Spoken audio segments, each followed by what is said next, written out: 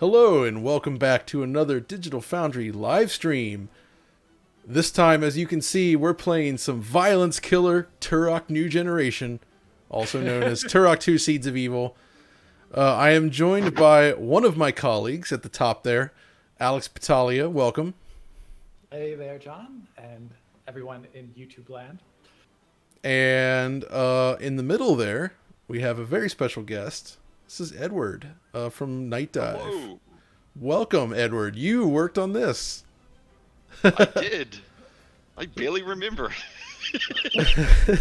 It's finally out. So for people watching, Turok 2 and Turok 1 Remastered, they've been around now for some times, but it's been slowly but surely arriving on more platforms.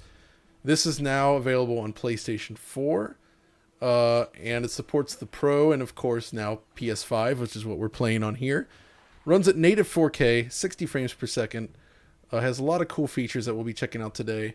So to give a rundown, before we jump into the conversation here, we're going to first play through some of the single-player campaign here, which is what we're looking at currently. And then at a certain point in the stream, I'm going to switch over to multiplayer, and we're going to demonstrate the cross-platform capabilities of this version of Turok 2. And that means I'm going to start a private room with a private room code that I'm going to share with everybody here. Edward's going to join me to play through that. And if anybody in the chat also has this game on one of these platforms like Switch, PlayStation, does it work on Xbox?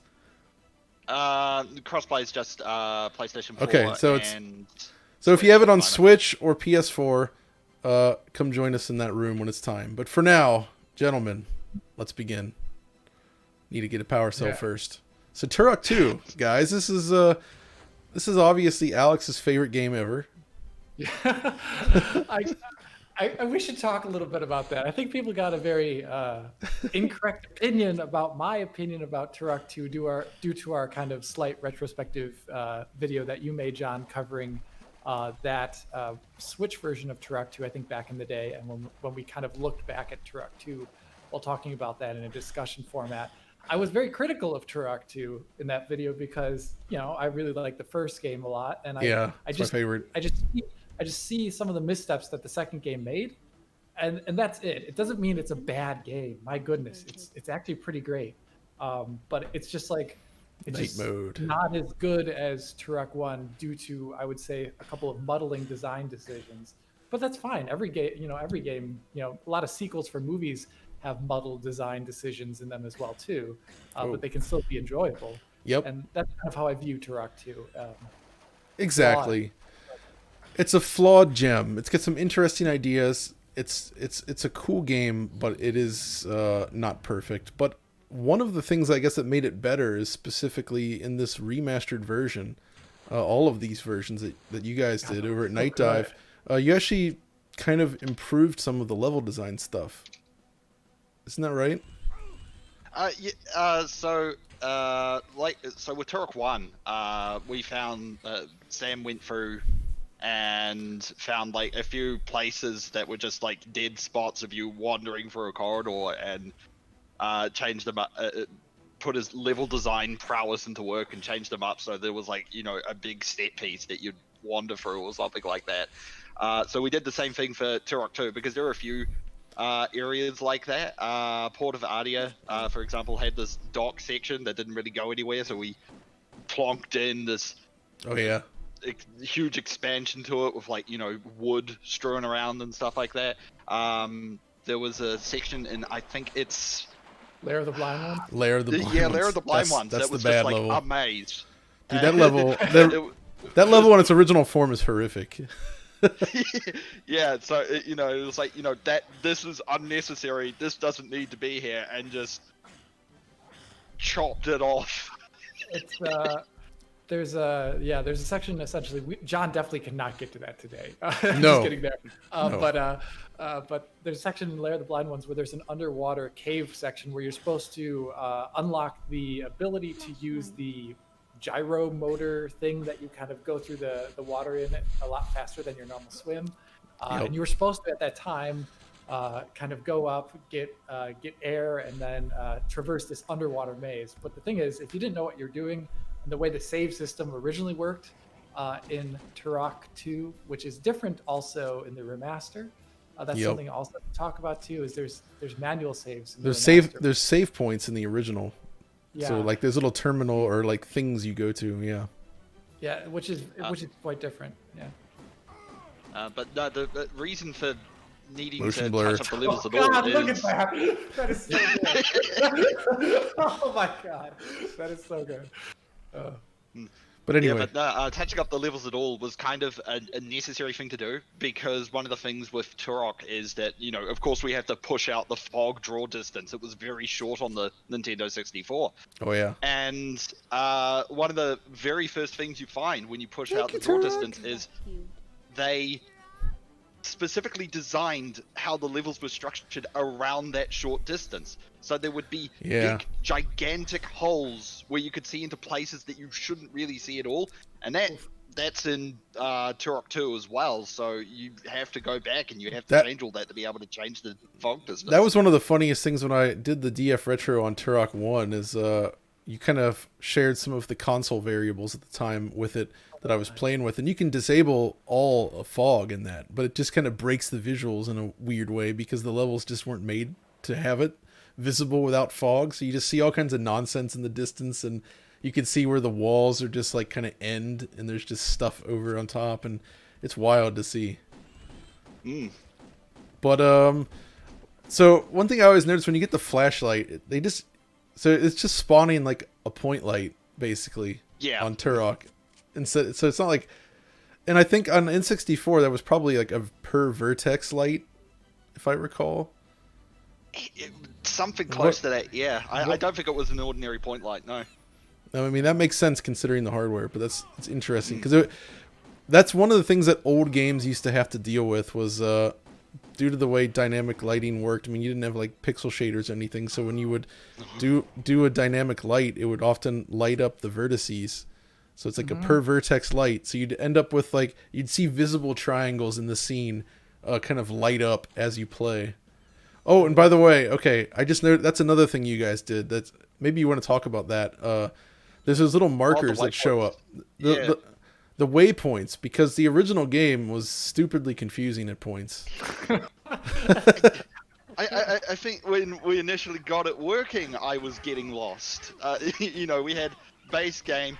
Where the heck do I go next? Is this finished yet, or am I just lost?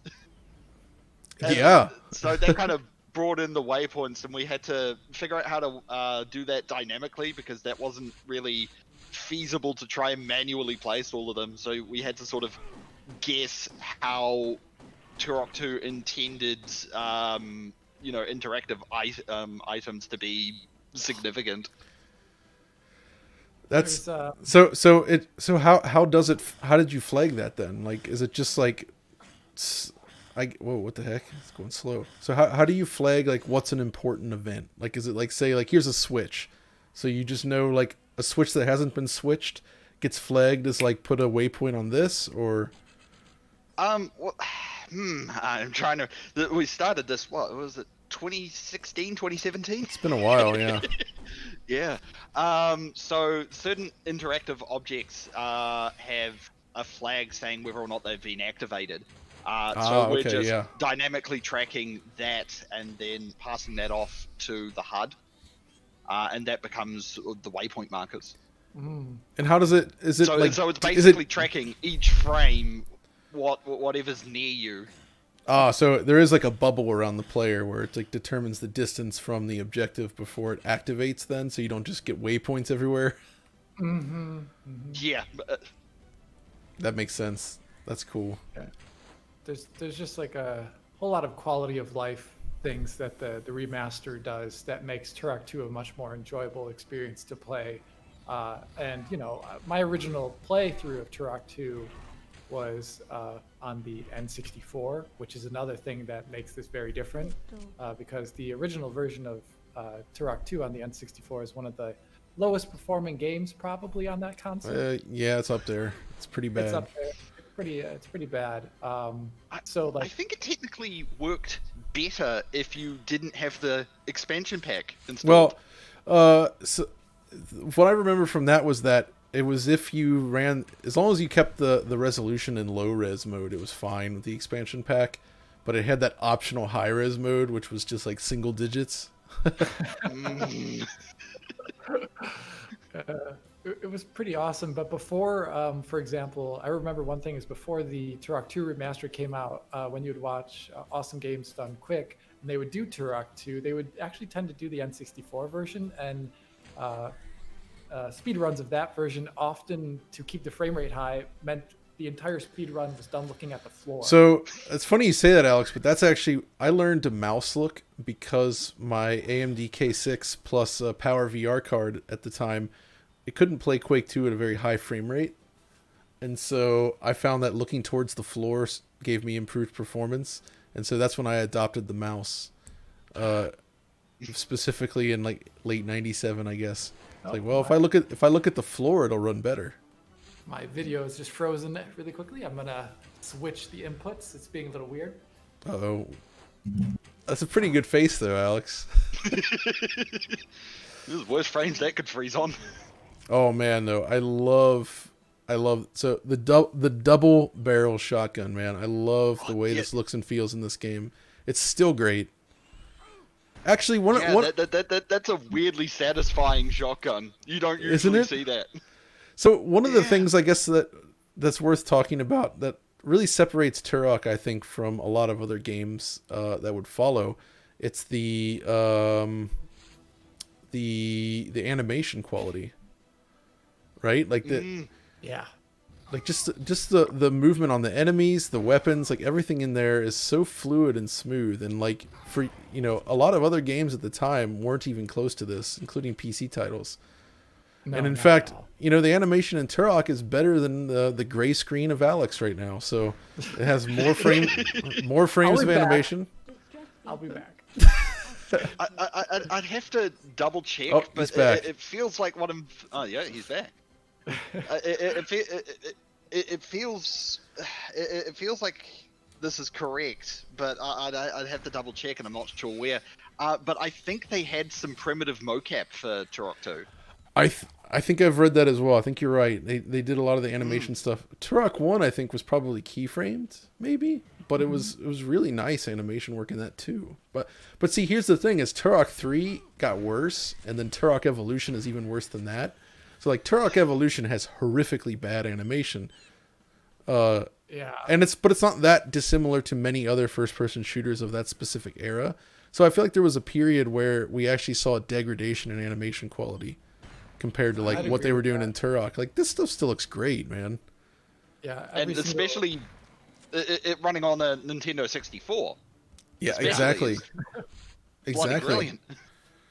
There's something to be said about this era of shooters. It's I'd say like Turok 2 is like in between the time of Quake design wise and what would happen after Half-Life came out, where it was not focusing too much on story, and it is still a little arcadey in a lot of ways. Oh yeah.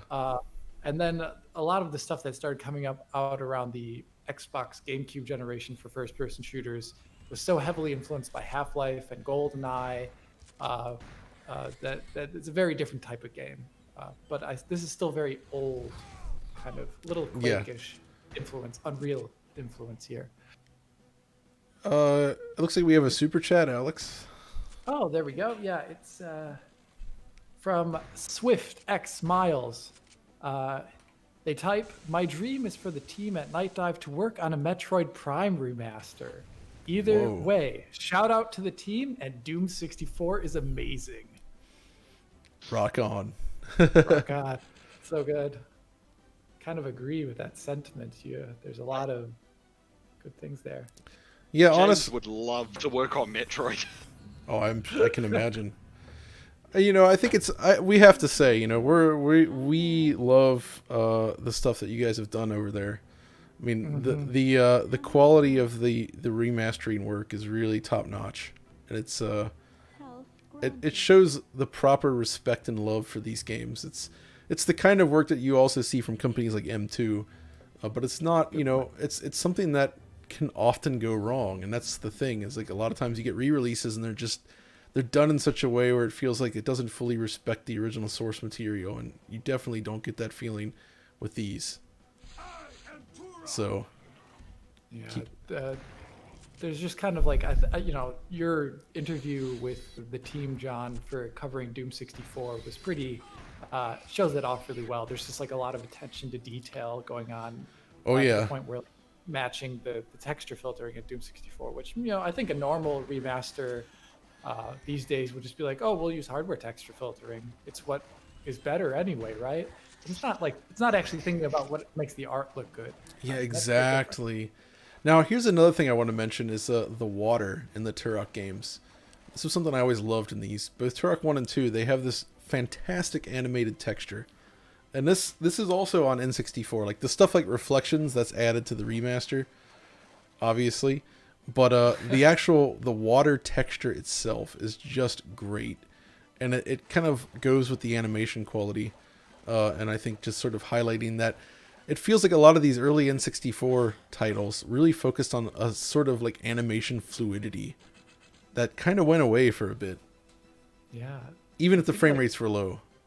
I'm just thinking a little bit about, just thought of Nintendo's output during this time. Super Mario 64 and I think Ocarina of Time all have really great animation. They do. You know? A lot of the rare titles, I think, also generally too have some pretty okay animation. They do. Actually, thinking of that, when you guys were working on these games, did any of you actually dig into old N64 dev kit stuff? No. That stuff is incredibly rare to find. Yeah, that's what I thought. Yeah. So for Turok 2, we had.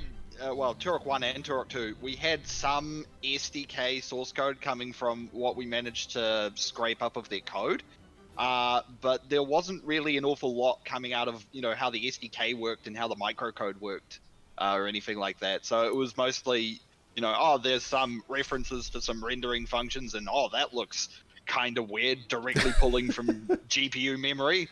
Okay, but. It's all still very black box to us at the moment. Oh man, what a weird time that was. Fascinating time. Yeah, I'm just always so. I guess another cool thing to talk about with Turok 2 and John, you're really good at playing while talking. I'm terrible at that. It's hard. It's hard, but you're pretty good at it. The Turok 2 and Turok, also came out on PC at the time, but I originally played it on N64. I played it on PC the most, actually. I rented the N64 games, but I bought them on PC. Oh my, John. That's right. You still probably have your copies. I do, actually. In fact, I can see the Turok 2 big box from here. So... yeah, but it's kind of funny how one thing that I really liked about the remaster is there are some embellishments visually that are really nicely done. Like Turok 2, you can see a whole bunch of them right now. Oh, and we can actually. Mapping. That's another thing is in the console versions they have you actually added in all these different settings like bloom if you want a little bit of subtle bloom. You can kind of see it in the distance when I toggle it. Mm-hmm. You can do bloom intensity, to kind of crank that up. Or maybe we'll keep that low. I think I remember having an argument with Daniel about all this because it was like console games don't have all these options, and it's like no, it's great, dude. We're doing anisotropic filtering 16x or off, and that's or my favorite setting, which is scene saturation. No, actually, it's a object motion blur. Object motion blur is my favorite, and I should set it to extreme. Yeah, please do. Also, FOV, let's see, it goes up to 120. 120. Turok looks really fast. Looks like a racing game now. Turok is essentially, he does in the first game. He's a little slower in the second Whoa, game. that's trippy. Turok in the first game, there's some slight, I'm going to talk on a super chat first, and then we'll talk a little bit more about Turok 2. Yeah, grab that. Sandy B in the super chat writes very kindly, I guess it's addressed to all of us. Philosophical question. Would you rather have hands that turn into apples at midnight and then back to normal hands at 7 in the morning, I presume? Or a tail that you can never hide? I'd go with the tail, so it could be like Gex. I don't know. Another N64 superhero. What about you, Alex? Me? Yeah. Oh, I mean, Apples for Hands is. I mean, I guess you could surprise the hell out of someone with that one. But I think I'd also like John. A tail you can never hide because I don't know, tails, they don't look unattractive. Yeah. Oh, That was a point out to the furry audience, I guess. here we are. We have some lovely cutscene action here. Yeah, there's The port of Ardia. Turok 1 doesn't really have cutscenes, so much so. No. Turok 2 does, so quite a few. Yeah, that's about it. And also the ending cinematic when Turok runs away from an explosion like a cool guy. Like that's like really. Oh, that's good. Or what about when the first boss comes and he comes down in his SUV thing or like his Hummer, and then he hops out and he's like, "Ugh." But I guess the thing to point out about this though is this is another game that had voice acting for the cutscenes, which is something that's unusual on N64. Like only a lot of the higher end games really went for that. So some of them.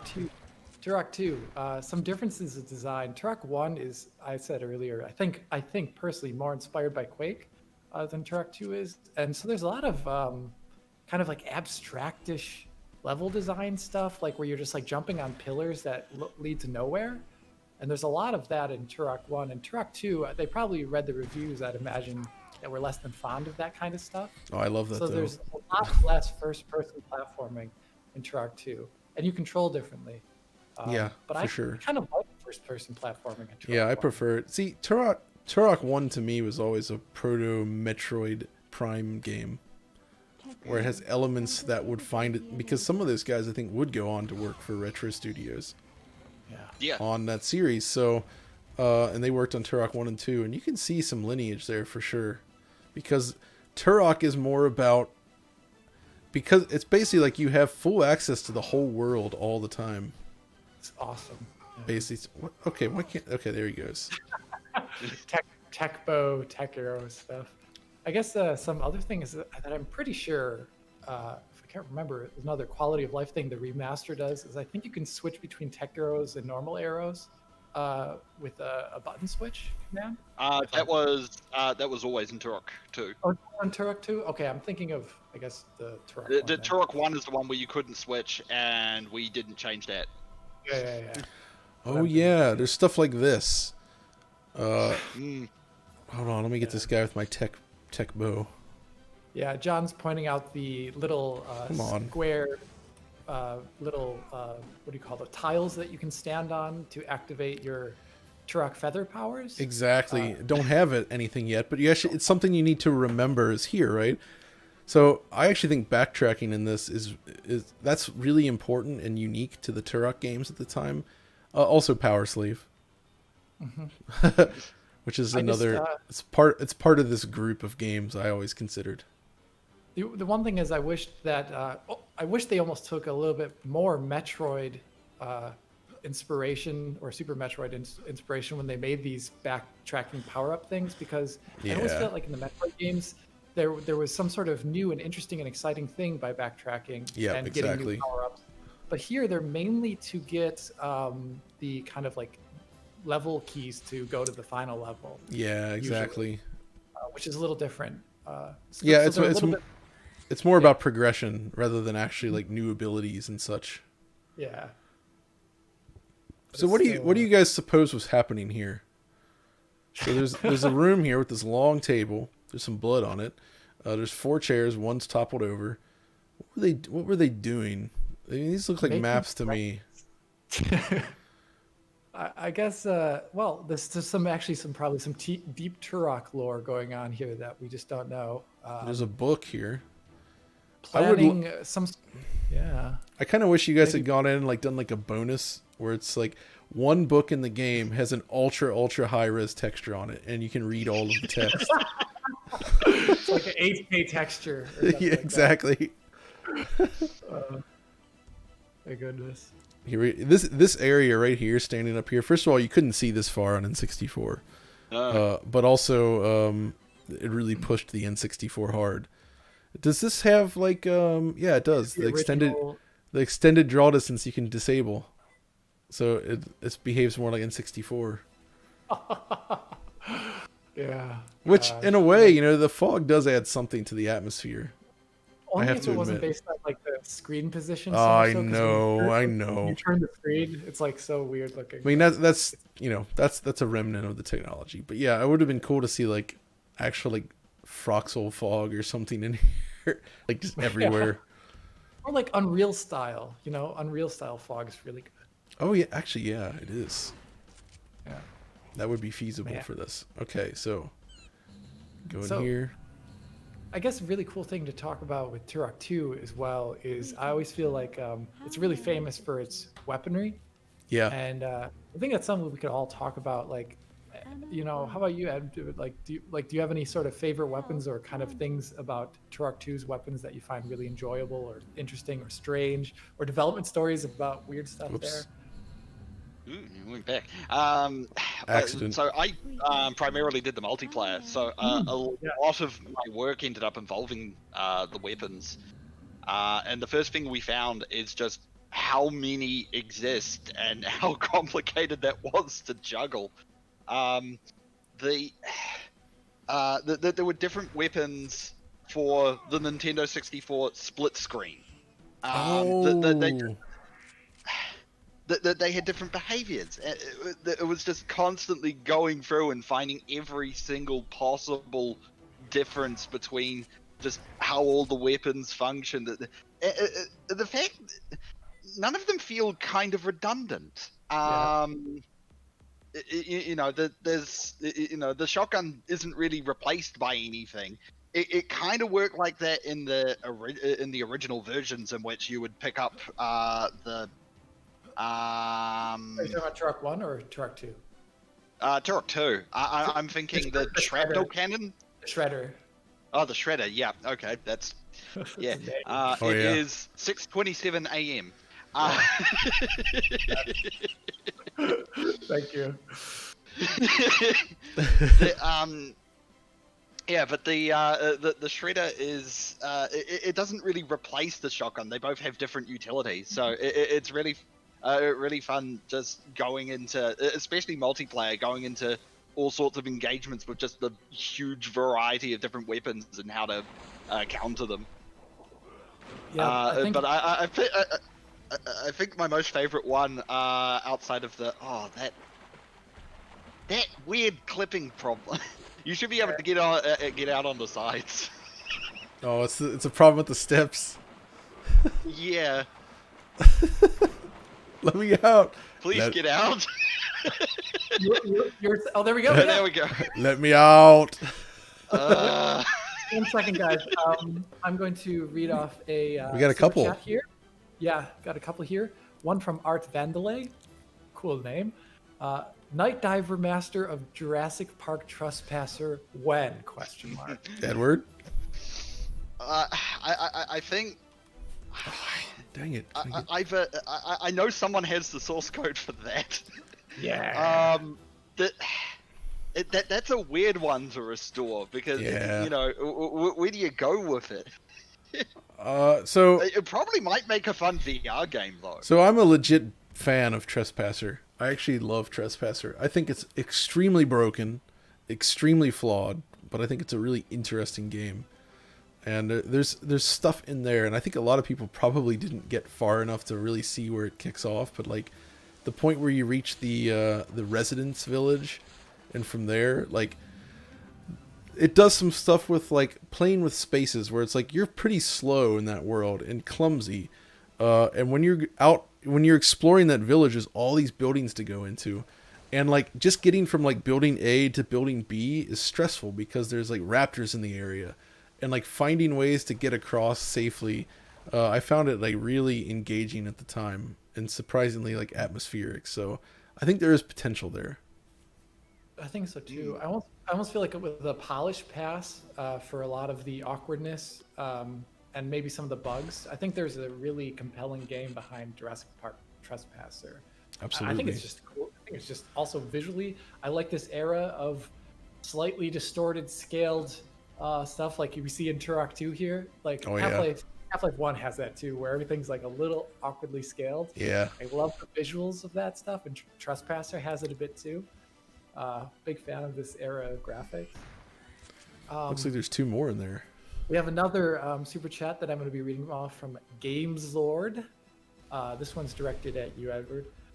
Nice job, guys. Still hopeful for a visual remake, full with, I'm assuming, ray tracing and deep learning super sampling. Ooh, I would like to see this as well. How is that coming along? Yeah. Ray tracing at the moment is like is like the forbidden renderer. We have so few people in the Kex team who have capable hardware. Oh, that's a problem, isn't it? For a while, I think I was the only person with a ray tracing card, which is kind of weird because it's definitely not like. Yeah, you think Sam would maybe have one, but I'm sure you would love one. I'll send you one, Sam. How's that? Just looking here at some of the comments, some of the non-super passer ones. So other people are talking about weapons, and I also had a very so there was, as part of the weapons of the game, people are mentioning the cerebral bore. Now I had a very controversial probably opinion about the cerebral bore in the video. I think we talked about this. I agree 100% that Turok II's weapons are very interesting and cool. I really like them. The cerebral bore is just visceral and has a really great sound effect and visual effect. But in terms of the way the game was designed at the time, it's a weapon that has a lack of utility for a lot of enemies. There was a problem, especially in the N64 version. It doesn't happen in your guys' version though, where enemies could shoot at you from in the fog. And to target them, you needed to have visual confirmation of them with the cerebral bore. So it was pretty not useful on a lot of levels where the fog was hiding enemies. That's like so funny thing about that, the fog still does prevent tracking. The catch is that because it's extended out, you obviously can track just a bit further. Mm-hmm. That's interesting. That becomes a problem in multiplayer. Don't ever disable extended draw distance in multiplayer. You will just handicap yourself with almost every tracking weapon. There is also a really interesting thing about Turok 2's, at least with I remember it's the PC version, the original one, like this location-specific damage that Turok 2 has, which is really cool. There's like a little bit of auto-aim, I think, in the original PC version. That's right. Presumably with the original N64 version, which makes actually targeting limbs or heads not as easy as one would think. I just remember like always like shooting a dude and he would like grab his arm and I'd be like, I thought I was aiming for his head. I know what you mean. Save me, Turok. I John's think, getting to. Did I see another blue comment up there? Because I think they're asking a very important question. Another blue. Yes, here we go. Interestingly, the super chats are not coming up here as super chats on my screen anymore. Eligos is asking a question on Edward here. So, Edward, when can we expect that NOLF No One Lives Forever port? When's that coming out? I wonder. I kind of wonder if Larry's like watching the stream right now and getting nervous with these questions. Like, fortunately, I don't know enough about the plans for that one, so that's good. I can't answer that. That's another kind of really fun game. It's kind of a forgotten well, no, people remember it, but it's forgotten by publishers because it's a solid, interesting. Wait, what is? There's an. Oh, there it is. Yeah, you had to jump in and then. That's where it is. See, how do you find that on N64? Good lord. Good question, John. They didn't even know when they made it. It's not that door. I opened a different one. Sells game guides. Yeah, I do kind of wonder a bit about some like rare titles from this era, how much the kind of questing design to pick up some items was about not necessarily replayability, but about kind of secondary purchasing of game guides or multiple rentals or something like that. I don't know. It's hard to say. I can't imagine they were too interested or thinking too much about that. I think they just wanted to trick players because, especially in the UK, with these guys coming from like the ZX Spectrum, like I felt like there was like this like thing with developers where almost like a point of pride, or they would try to make traps and stuff in levels that were like super tricky just to get those players. And like it was like, who can one up the other guy in terms of pulling off these crazy stuff. And you kind of got a feeling that that persisted a little bit for a while.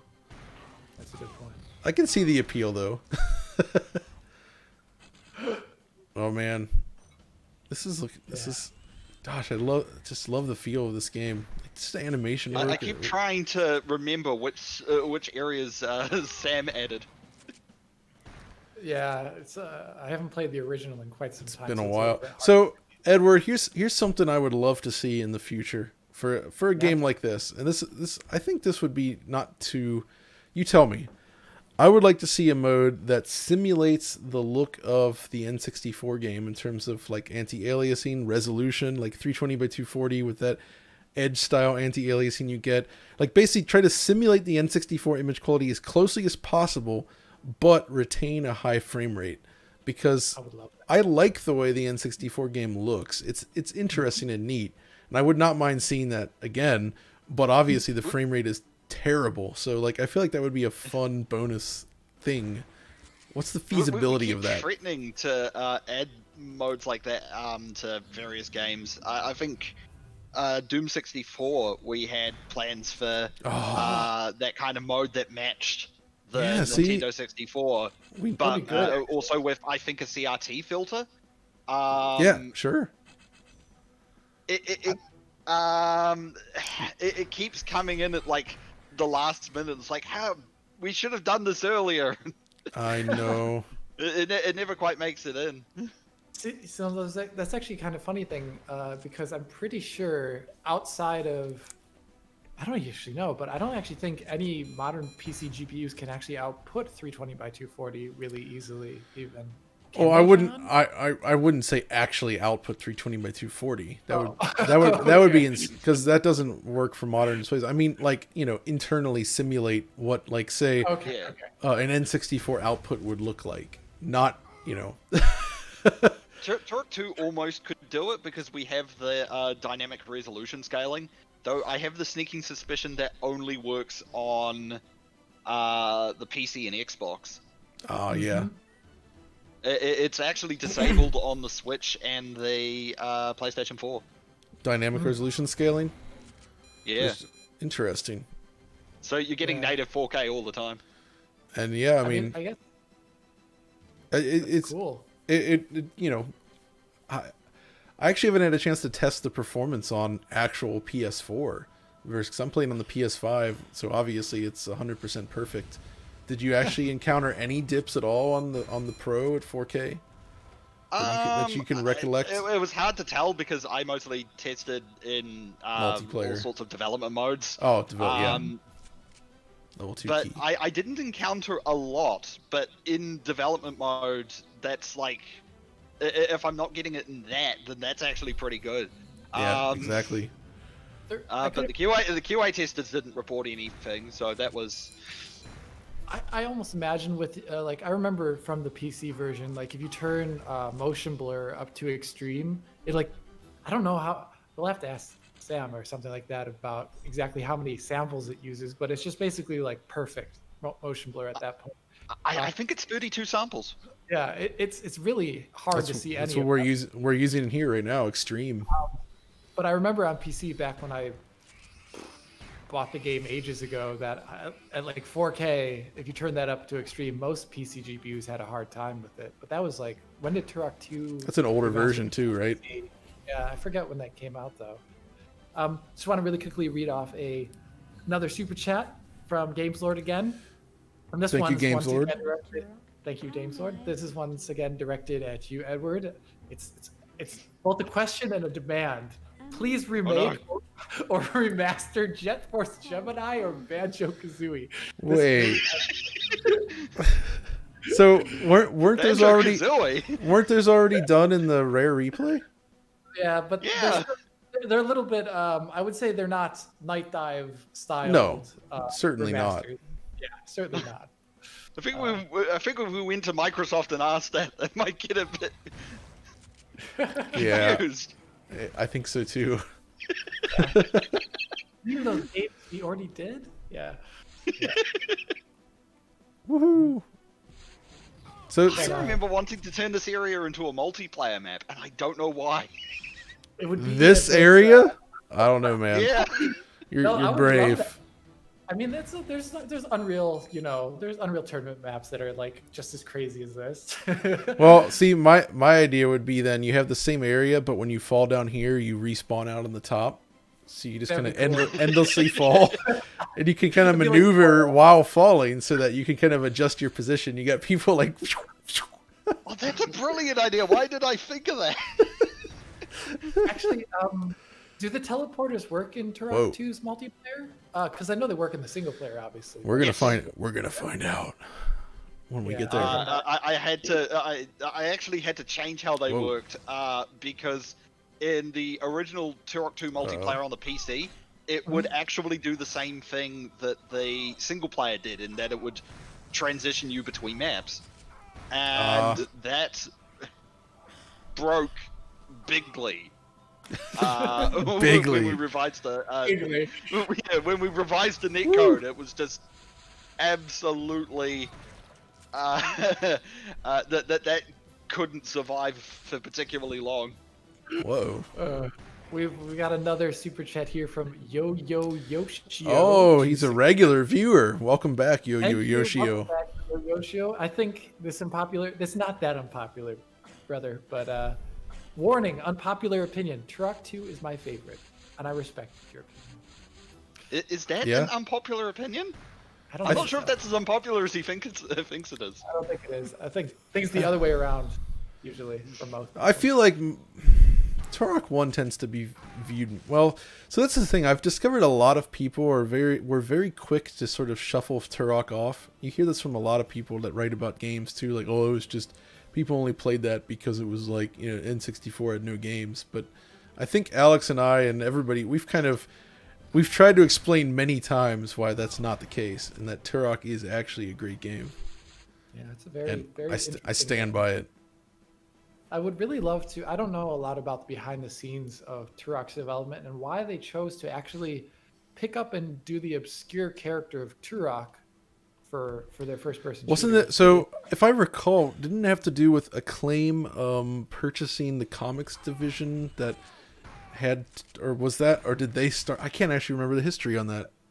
I mean, I almost wish there was a person who worked for Acclaim Germany that I met here before. If you're out there, Reza, in the chat, please write so I can see you. But he would also probably know very well. Just want to really quickly read off. There's a super chat from someone named Me that doesn't have any comment, unfortunately. But Oh, thank you it's for a this donation. chat. It's a donation of $1. Thank you, And me. then I love it. then we also thank you so much, Me. And then we also have a comment from Tristan Page. Thank you so much. Would you guys ever consider? Would you guys, talking to you, Edward? Would you guys ever consider doing Turok Evolution? Chirp, chirp, chirp. So we talked a little bit about this before, and I think the general consensus is that Turok Evolution is actually a bad game. That it's the worst in the Turok series. I think there's interesting stuff there, but it's less polished, less fun. I mean, you play it. It's basically all divided up into a bunch of small level chunks with loading screens between them. So it loses all of that sense of exploration and discovery you get from these Turok games. The animation is bad. I think the visuals have actually held up worse than this. So there's just. Really weird. But at the same time, it would be interesting to see like a new take on it. But I feel like it would be a pretty ambitious project to actually make that's Turok one of the Evolution more, good. so Turok Evolution has forced turret sections, forced vehicle sections, forced yeah. stealth, insta-fail stealth sections. Flying on It the is such a- pterodactyl. I'm sorry, stealth. There's a stealth mission in Yeah, Turok yeah, Evolution. yeah. It's weird, real bad. You have to avoid guards and also spotlights. And things Oh. like that. That sounds like having a stealth mission in Doom. Yeah, it is such It's a weird. it's exactly that. Yeah, it's real bad. I mean, there are some elements we were talking about earlier before the stream started because I played Turok Evolution back in the day and I was super excited and I was then super disappointed. Yes. But there's some things that Turok Evolution does right. One, it has a lot of weapons. Okay. That's a lot of weapons. Two, it at least I think you play as Talset actually in that game, if I recall. Oh yeah. And it does have more of like the Lost Lands kind of stuff, more than like Turok III has. So it is a little bit more dinosaur-y. And there are more Dinosaur-y. I like there it. are more boids, as I always call them, which are like, you know, like independent creatures that walk around the scenery. I find that always nice in the game, but the rest of the game's terrible. Sorry. Yeah, that's absolutely right. Super chat here from MacCorp. Thank you so much, MacCorp. If a new Turok came out, would people be offended? This is an interesting question, actually. I sure hope not. Offended by what?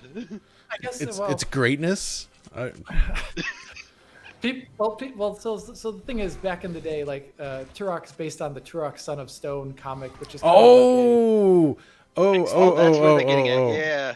I get it. Exploitative of like Aboriginal or Native peoples a little bit.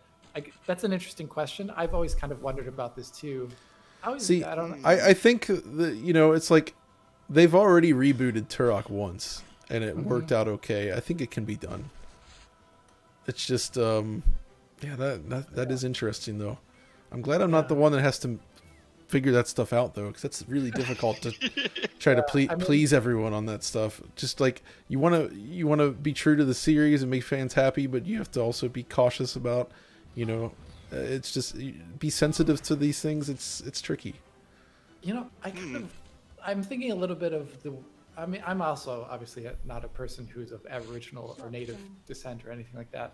But I always really liked the way it was partially done in Killer Instinct 2013, where they kind of Chief Thunder was rebooted a bit to be like, he's still very much so Chief Thunder. You know, he's like better. calling in lightning, thunder, and he's speaking. I can't remember if it's Navajo or what language he's speaking, but they did it in a way that was like much more respectful, but it was also still really, really cool. He's like still really metal of a character, but he's not, I don't know, blatantly offensive. You know what I mean? So I always feel like Turok, it could very easily be done in a way where they would, you know, maybe bring in some, you know, like native person to write the character and speak the character, animate the character, and things like that. And also have it be a story that's relevant to those people, but also just be really cool because honestly, Turok's really cool. We have another question here from saves in a while. Siriu X7, maybe Sirius X7. I can't read that really that well. Thank you so much. That saved really quickly. Yeah, PlayStation 5, baby.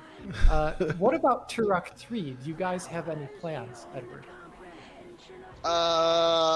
World exclusive. We don't want to do that. I think that's a friction problem though. Is, you know, how easy is it to find, you know, workable assets in source code? Yeah. Yeah, Turok 3 is a weird one because I think it's not nearly as good as Turok 1 and 2, but it's not bad either. It's an interesting game. It's not like Turok Evolution. Yeah. I think it would be fun to see. So we have a comment here from MacCorp, another super chat. Thank you so much again. They're just essentially saying, I want a new Turok with a Far Cry inspiration. I don't know. I could see that, yeah. Maybe. You could do like an open world Turok. See, I don't know. I feel like the trend of everything going open world is it's overdone now, right? That would be repetitive at the moment. Yeah. I'd like to see a Turok with like a Prey 2006 inspiration. You know, with Yeah. like all the portals and stuff like that on an alien Absolutely. ship. I think that would be super cool. I agree. So actually, so like this is I'll read off another super chat in a second here. But there is a John's entering the levels where that This are looks good. actually on alien ships. So like Turok's really cool because it takes place in like prehistoric Lost Land stuff, but also there's alien ships that John. It's really cool. We've got first of all, Games Lord again. Dreaming of proper Shadow Man N64 remaster. Would you kindly? Of course, that's happening. That's right. That is actually happening. Like if you haven't seen it, that is a real thing. That is actually happening. Then Arseny Moon, donating. I'm assuming from Russia here. Okay, Alex, where's the promised Turok cosplay? Unsubscribed. Oh, sorry, no. I did not do that. Then, we also just have to interject once again here. Sorry. We have a very wonderful super chat here donation from Night Dive Studios themselves. I know. They found me. Hearts and Hugs Digital Foundry. I'm watching you, Edward. Oh wow, that is very generous, guys. I appreciate that. Thank you. So much. That is very nice. That is awesome, and they are watching. Yeah. Edward's on the spot now. He's all nervous, like, uh-oh. I shouldn't have announced that Turok III remaster. I didn't announce anything. No, he did not. My hands are clean. Oh man. Oh. Yeah. Oh, see. Okay, this is something that's always tricky with. This just stuck out to me. This this issue with these alpha edges on textures converted from. So we when exporting all the assets, we found that the alpha the alpha for the textures was actually a separate image file, and most of them some of them weren't even the same resolution as the texture it was supposed to be for. That has to be related to the very limited memory on the N64. I think so, yeah. It's got to be a hack and for they must that. have done something with like how that GPU works to make that look not crap. Yeah, exactly. That's really interesting. I guess that is really interesting. So we have another super chat here from Tristan Page. Thank you so much. This is kind of directed at you again, Edward. So instead of remastering it, you guys would maybe rather do a sampling, quote unquote, so to speak. P.S. I think Evolution's soundtrack was phenomenal. I'm guessing when they were referring here to sampling, they're referring to Turok Evolution, like a sampling of Turok Evolution. I'm not sure what that means. Wait, instead of I think it's kind of like, sort of like a spiritual remaster where you just kind of take it at like face value and then just make something that looks vaguely like that. Yes. Look at that. You've missed I a missed child, stuff. I think. I missed two children and one distress beacon. That's always so that's one thing slightly weird about this game versus Turok 1 is the way it's like you reach the end and it's like, oh, you missed this stuff, go find it. But eventually you actually get more of a, I guess it changes a bit, but so like Turok 1's objectives are essentially just find keys. That's actually it. It's very simple. Yeah, this one has objectives that are like you said, save the children, save the soldiers, release the soldiers. Yeah. Blow up stuff sometimes. Like satchel charge, blowing up stuff in Light of the Blind ones. There are some pretty weird objectives. I still don't understand the save children one because. Thank you, Turok. There are no civilians that you can see at all here in your playthrough, but all of a sudden there's just like children in cages. Like, what were these trigens thinking of doing? Not trigens. What were these With the tridents. Oh no. What are the names of the enemies in the Turok games? My friend's gonna kill me that I can't remember this. Uh-oh. Alex. You're on. You're doing vaguely better than I am. Well, there's the mantids, and then there's the what are the dinosaurs? They're called like the dinoids, the binoids. The ones that you're killing. Sounds about right. The binoids. They have something. Josh, Christian's gonna kill me. That's what I get. We have another super chat here from Yo-Yo Yoshio 267. Thank you so much. This is very kind of you. Were there any limitations working with static meshes on the N64? I noticed that Turok II has a lot of meshes that clip into adjacent meshes and cause Z fighting. Yeah. So I don't think that's anything specific to the Nintendo 64. I think that's just how they worked around its polygon limit. Yeah. Because there was a polygon limit, and I think their solution to that was break all the levels up into modules of sorts that sort of like, you know, weird jigsaw pieces that they use to assemble a larger level, and that turns into the draw distance. And a lot of that ends up being some of it is kind of a little bit imprecisely placed, because they were sort of, you know, they could get away with a little bit of imprecision because the resolution was 320 by 240. Yeah, that's true. Yeah. It's a lot less noticeable with that res, for sure. Yeah. But none of it's really inherent to the Nintendo 64. I think that's just their solution. Well, I think I talked about this in the Turok 1 episode, and you and I, Edward, we spoke about this. It was actually relatively interesting and forward-looking that N64, these games use static meshes to build the levels versus like BSP or something, which was pretty common at the time in most other first-person shooters. So, but now modern games all use static mesh for constructing the worlds, right? So it's like, in a way, it feels a little bit forward-looking somehow, even though I'm sure some of those decisions were made based on the developing on the N64 and its own limitations, but still. I always wonder a little bit about that, because they were working maybe originally on SGI workstations. Yeah, I think. And yeah, that's one thing I always wonder about a lot of N64 early release games, especially from third-party developers, where it's like they didn't really know what they were getting into necessarily. We have a nice super chat here from Jay. Thank you so much, Jay. I forgot the Turok games were being remade. I only played the first one, but a buddy of mine will get a good laugh seeing this one being remade. Cheers for being crazy enough to do this. Oh, so yeah. That's directed at you, Edward. I'm glad you guys did it too. Yeah. It's revealed that we, you know, I've discovered that there's more people that love Turok than I had thought. I'd always loved Turok well before I knew Alex. So when I actually got to know Alex and discovered your love of Turok as well, I was like, this is meant to be. That's actually why we decided to hire him.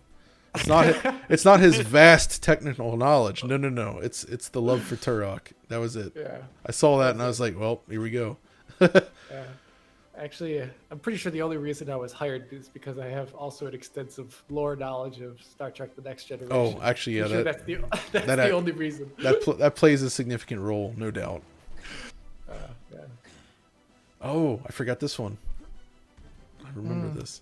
There's actually a really nice comment here from Ripper Rex in the normal chat saying, I feel custom death animations on enemies using certain weapons is a lost art in first-person shooters. And I tend to agree, actually. I 100% agree with that. That's yeah. Obviously the introduction of Ragdoll it allows some cool things. But still, this custom animation stuff was awesome. And that was actually, I think the introduction of Ragdoll was what led to that dark period where animation was pretty wonky for deaths, you know?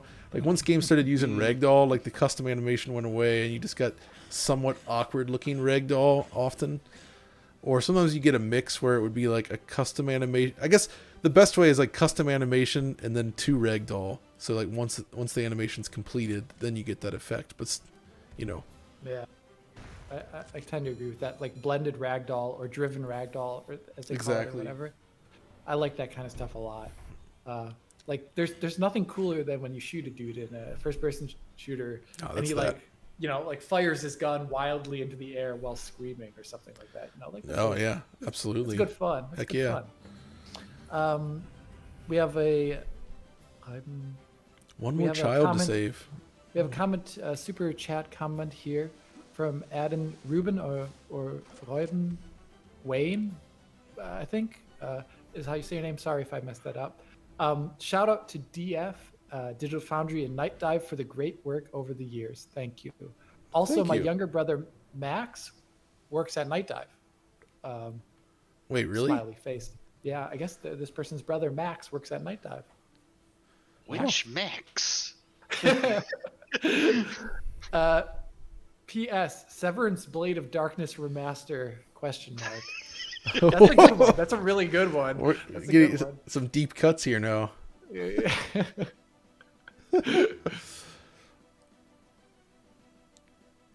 Yeah, Oh that's man, good. I see the magic word down there, Alex. Yeah. Okay. I think you keep going until that. Remember that pool of water that you got stuck in? Oh yeah, Yeah, I think yeah. that area is the last Oh. child. yeah. The last child. The last child is actually behind like a wall that you have to open up, and you go into like this corridor section. I always forget that one. It's a little weird. Oh, I think it's actually here somewhere. Yes. there. Yeah, It's in thank this. you, John. It's in by this the way. area. It's right there. Yeah. Thank you, John. So for playing this, by the way, because it's not easy to beat like Portavadia, like while talking. No. Netty, Oh, no! Netty Van- Oh.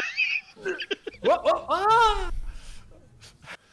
The Well. the respawn animation is really cool for Turok, though. I know you just skipped it, but like he like reanimates from death.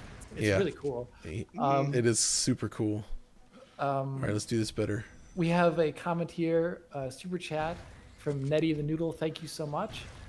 Any thoughts on Arc 2? I remember you guys covered Arc Survival Evolved, and with the Arc 2 trailer that was shown off recently, well, have you seen it, John? I have seen it. It will probably get covered because one, Vin Diesel's in it. So that right there, like that's I'm not gonna not cover that. And then two, it's like I want to give them a chance to redeem themselves because Ark on our channel, especially on Switch, it kind of became a little bit of a joke because it was one of the it is I think the worst conversion on Switch that I've personally played. It is really bad.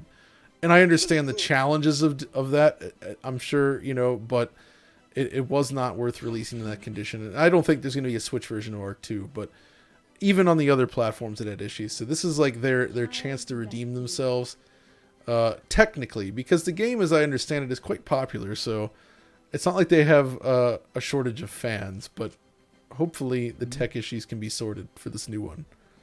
They ended up hitting like a sub 120 vertical resolution. No, it was like 2 something. It was like 240-ish. It was really low.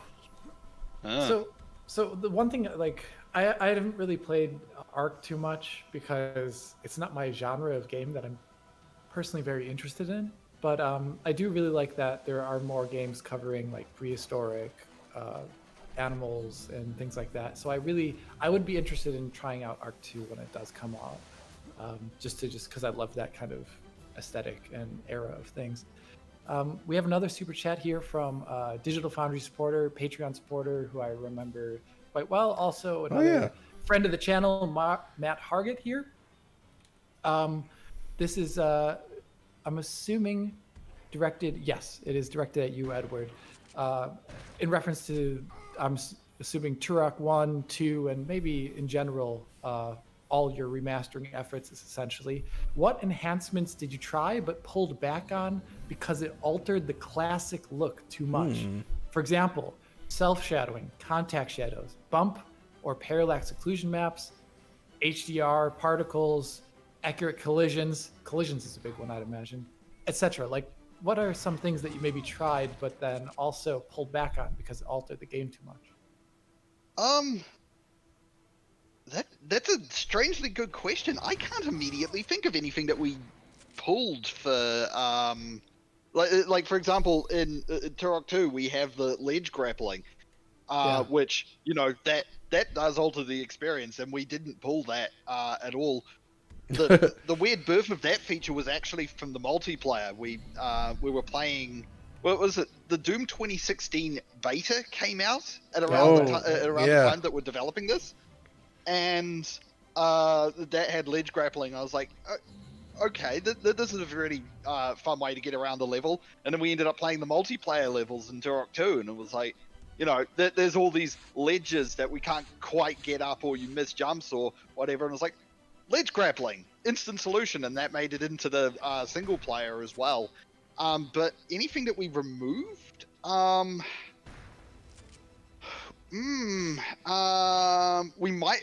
we probably should have removed light maps, but that still made it in, but because they clash a little bit with the shadow maps.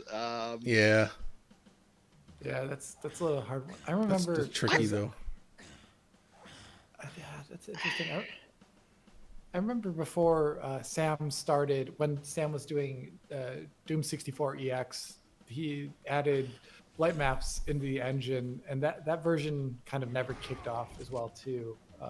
But that's pre your work with Bethesda. Funny thing about those light maps, yeah. The light maps in this are that code. Wait, really? Yeah. Interesting. That is cool. Well, sort of related to it. But that was also what made it into Strife Veteran Edition. Strife Veteran. I think that was that code directly. Yeah. That makes a lot of sense though, given right. Given the genealogical similarity. Oh, here we go. It's on right now. Yeah, this is another thing where Turok 2, man.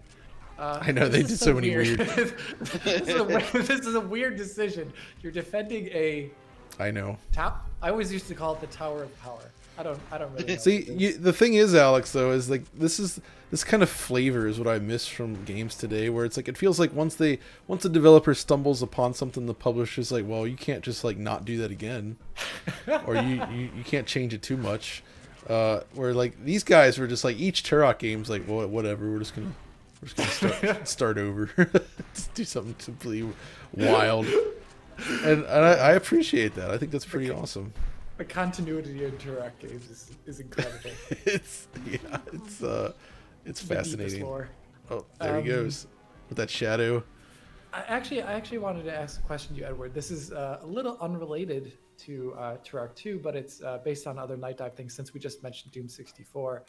I really love Dooms in co-op a lot. Did you ever consider implementing co-op in Doom 64, for example? So Doom 64, I wanted to actually do that, but it just wasn't really. That would have been like a whole engineering job because all the levels were designed in such a way that kind of prevents that from working properly. People say that Doom 64 is like, more 3D than the original Doom, but it's actually the same level format, and they're using almost vanilla tricks to do those bridges. Yeah. I think it's like level 15 or 16 when it does the raising and lowering of these like catwalks between sections that you walk to. That would definitely break. I know that 100%. You can get them to break in single player if you move fast enough. That's awesome. Because you end up skipping the triggers. I was curious about doing co-op in Turok 2 actually, because there was this bug that a lot of people reference. They bring it up so often. It's like you could sort of start the game in co-op by tricking it into multiplayer and launching the single player maps. That was fixed in later carts. The problem with that quickly became it was sort of a scripting and animation nightmare. You have various things like the what's called the riding gun, which is that dinosaur with all the machine guns and stuff. Oh yeah. Yeah. Oh yeah. What a and that has no third-person animation at all. It's Wow. literally just a gun with. Why would slightly they different waste player memory on properties. that back then? Come on now. It's like Yeah, and suddenly trying to do that in co-op would mean we'd have to animate that whole thing. Well, or Yeah, you just lock. I don't know. Maybe you both go first person, and you can each have your own pull the trigger, and like you double the number of weapons. And you're riding Yeah, together. I suppose if you did just 2-player co-op, that would Yeah. maybe. I just want to read some super chats really quickly. We have a super chat from David. Thank you so much, David. This one is pretty great. Free Will Judd. Ah, That's what it says. Free Will Judd. We have him locked in our basement.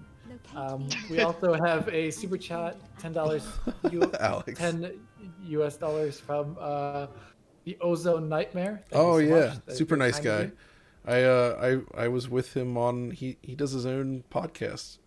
That's very nice of you. Thank you. It was really fun. Actually, wait. I think I've contacted with him too, but I haven't responded back. Here So we I'm are. sorry about that. We also have one from Chris Collins here. Thank you so much, Chris. Many safe wishes to Digital Foundry and Night Dive for all the hard work they've done in this quarantine season. For Edward, any opinions on creating fun weapon inertia or camera bobbing? Well, that depends. If you're a multiplayer, you don't want camera bobbing. Yeah. I don't actually have an answer for that. That is not something I've researched. That's interesting. I mean, I know for first-person games from this era, camera bobbing was really. I mean, that's one of the reasons why Turok 1 and Looks so Plague awesome. They look so good. Yeah. They just look really But good. at the same time, we also get it's a common request that people want us to add options to like turn it off. Yeah. But we still I get know. requests for that. We also encounter heathens that want to turn off motion blur, and I just it just boggles the mind. Yeah. Why would you do that? Who are these? We have another comment here, super chat comment from the Ozone Nightmare again. Oh, Thank cool. you so much. Thanks, dude. Okay, fellas, you're casting the Turok movie today. Who plays the lead?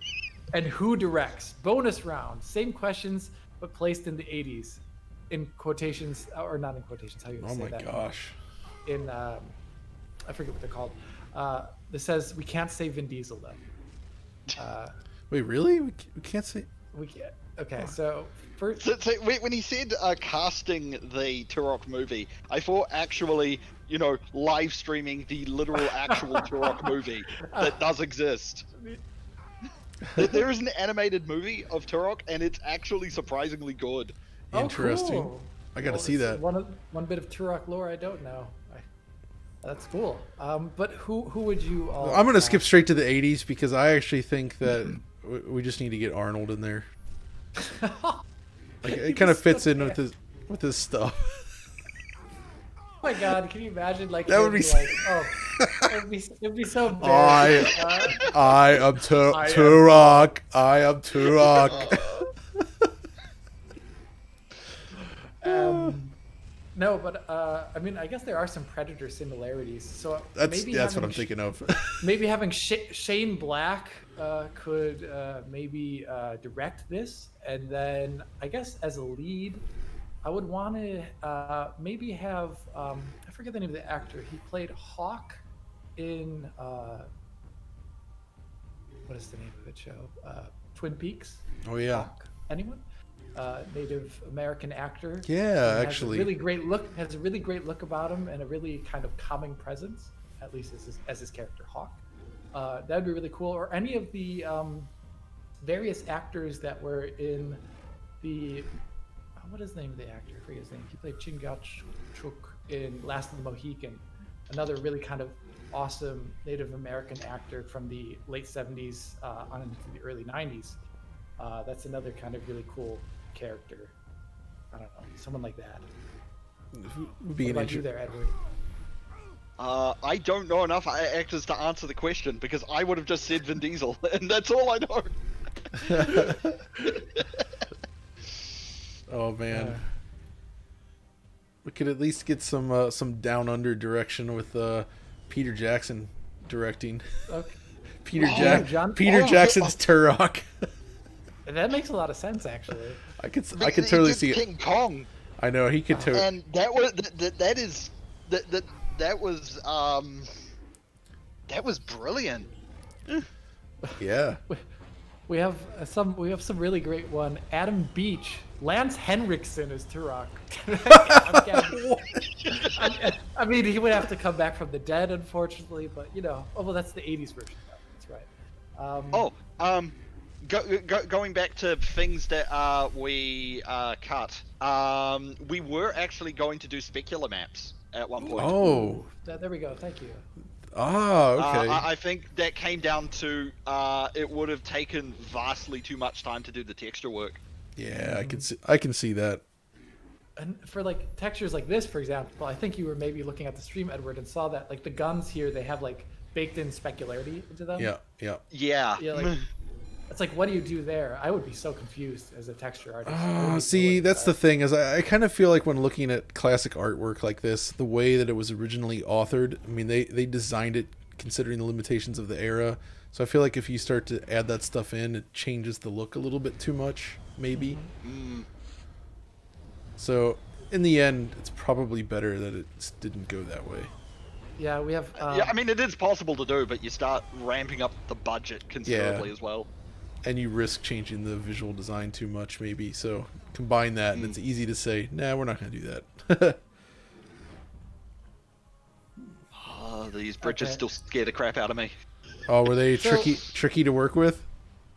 So, They didn't work. Oh. When we initially started porting the code, nothing we did made the bridges work. We had to redesign them. Really? That's so weird. There's like a fake invisible floor that gets generated and turned on. Interesting. we have comment here, super chat comment. Thank you so much from Mr. Sadface. Was Star Trek's I Am Kirok a copy of Turok? If people know Star Trek's things here, I think the chronological order of those things is not correct. Yeah, that sounds like it comes around the wrong order. Exactly, it'd be the other way around. I think so. At least in here, yeah, that sounds about right. And then we have a comment here from Yo-Yo Yoshio 267 again, saying, "Why are the portals on PC so different looking?" I'm not sure if this is in reference to the remastering or Turok 1 and I think it might be the Turok. Yeah, Turok I 2 want clarification on that question. I guess a little bit, because I know it's different on like the PC version of Turok 1. John talked about that in his video. Turok 2 as well has rendering differences. Yeah. And at the time, I think it was just down to the You the didn't really N6. have shaders. The Nintendo 64 could do all sorts of definition and stuff like that that you couldn't really do on PC. Yeah, that's the thing is N64's hardware had some unique features that you could do that weren't possible on PC. Basically, the hardware was just too different, I think. So they had to come up with an alternative, which is what they did. Yeah, I think PC, You know, Halo CE vibes right there. Yeah, Yeah. exactly. Yeah, that's another big one. Because PCs during that era were certainly more capable with the 3D graphics cards hitting at the time, but they couldn't just do everything. And the SGI based N64 had some pretty strange hardware quirks and some features that allowed it to do stuff that just looked different than anything else, which is why it was tricky to emulate for a while to get it accurate looking at least.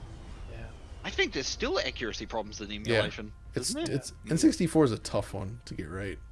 I know that I forget the name of the author of. It used to be called BSNES. What is it now called? Higan. Higan. It's Higan. Yeah.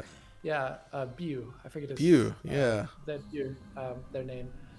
But I'm pretty sure they are maybe now working on an N64 cycle accurate something or another. Oh So yeah, you might be able to if pull it that- off. that would be really interesting to see. I should sound the alarm though real quick as an aside. We're gonna switch to multiplayer shortly, so if anybody wants to join in on this action, go fetch your Switch or turn on your PS4, because we're gonna be firing that up in just a couple minutes here. Yeah, some crossplay action.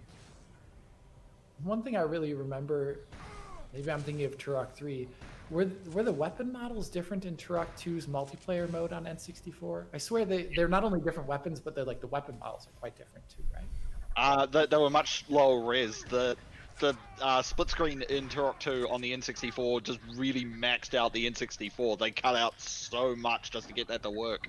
I'm sure they did, yeah. You know, we struggle with rendering it now on the PC. This is the reason why it didn't make it to the console versions. You know, that's with the PC assets.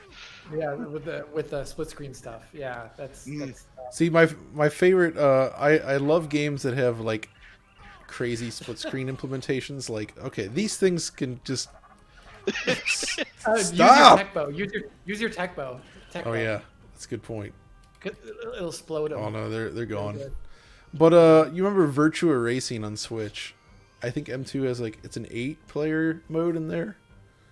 It's an 8-player split screen mode, which is pretty fun. And it looks epic. 8-player mode. Wait, 8 players? Yeah, it's an 8-player split screen. What platform is this? Switch. Oh, Switch. Okay, that makes a little bit more sense. But it was but it was the Virtua Racing port from M2 that has that. Oh man, look at that! I just love the animation. It's so smooth. You're right, John. It's still very, very smooth. Yeah, I'm watching this on the through the Discord, and whenever the frame rate drops, I'm like, is that the game? No. No. No. It's flat. It's not the game. I can assure you. Okay. What the heck, man? I hate these things. Just go away. So I think we could have made their hitbox a little bit better. The That's hit like- collisions Oh a man. little rough. look how fast they are too. It's amazing. Mm. Did you have an option to change blood color? I can't remember. Yeah, it's in here. Yeah, it's in there. That's always funny. I wish that they was- had language options though that let you choose Japanese and then get the proper name. We couldn't find those assets. Oh, Yeah. I Or want the German violence assets. killer. The Oh, the assets German. are- Oh man, you should have had the German version. That would have been nuts with all I the mean, robots. I think we have those. Yeah. Well, Wait, we it's have in the there? audio from it anyway. That's on all Tur- the platforms. Turok with robots. So there Okay, is. this- I know. I think for Turok 1, Turok Dinosaur Hunter, there is a mod on PC to replace the. enemies- Yes, that's ours. That's yours. That's yours. That's yours. Yeah. To replace enemies with the robots and the sparks. We wanted that on the console versions, but we can't actually. So thing on console, you can't You can't ask a player to restart the game. That's the only way we could load in mods on Turok 1 and 2. Oh, that's the problem. I see. Yeah. So we have a super chat here, just a donation from Juan Gaspar, $5 US. Thank you so much. That's so kind of you. Oops, yeah, just accidentally minimized. And we also have from Bartman3010. Oh yeah, I know him. He's a super nice guy. Any plans for split screen or local Wi-Fi to Turok II Switch, Edward? I was just talking about that before. So at the moment, there is. Well, actually, maybe the new current generation, the new consoles, they could probably do split screen. They might have the CPU grump for it. The Switch, I'm not sure if it can do it.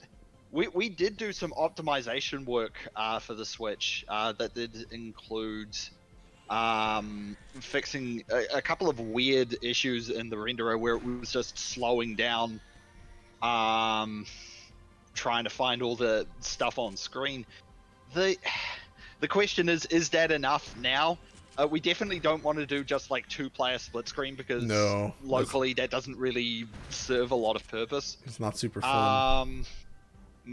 So you know, it is kind of something that needs 4 players. The local Wi-Fi, that's a little bit more doable, but the way Night Dive is outfitted, we do have multiple Switch dev kits. None of them are in the same city.